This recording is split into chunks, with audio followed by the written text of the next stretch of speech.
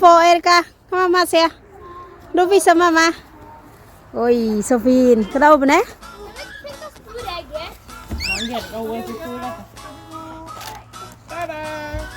Ôi, so full.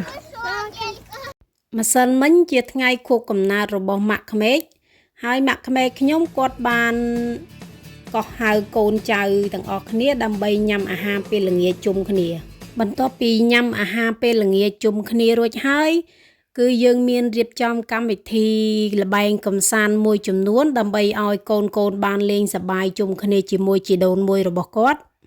យើងក៏ប្រារព្ធពិធីបុណ្យចូលឆ្នាំខ្មែរនៅស្រុកន័រវេសដែរ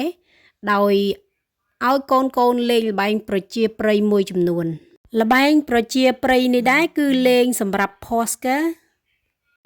Posker ឬក៏ Easter នឹងគឺជាពិធីបុណ្យដ៏សំខាន់បំផុត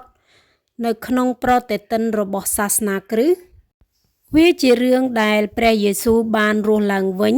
3ថ្ងៃបន្ទាប់ពីសុគតលើឈើឆ្កាងសម្រាប់មនុស្សជាច្រើនបុណ្យ Easter គឺជាពេលវេលាសម្រាប់គ្រួសារញ៉ាំសូកូឡាជុំគ្នាញ៉ាំអន្សមក្តៅនិងផ្ដល់ពេលវេលាកក់ក្ដៅដល់គ្រួសារសម្រាប់ក្មេងៗគឺសប្បាយចិត្តខ្លាំងមែនទែនបានលេងល្បែងប្រជាប្រិយហើយការលេងល្បែងប្រជាប្រិយនេះនៅក្នុងក្រុមគ្រួសាររបស់ម្ដាយឪពុកក្មេងខ្ញុំគឺមិនមែនលេងដើម្បីឈ្នះឬក៏ចាញ់នោះទេគឺដើម្បីបានលេងជាមួយគ្នាជុំជីដូនមួយឬក៏បងប្អូនអីចឹងទៅបន្ទាប់ពីយើងលេងល្បែងប្រជាប្រិយរួចគឺយើងដើរតាមសត្វទន្សាយដើម្បីទៅរកពងទន្សាយ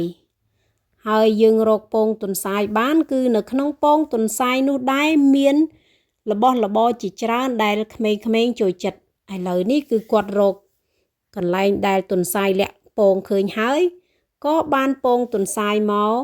កាន់នៅនឹងដៃម្នាក់មកប្រអប់ម្នាក់មកប្រអប់នៅក្នុងនោះដែរមាន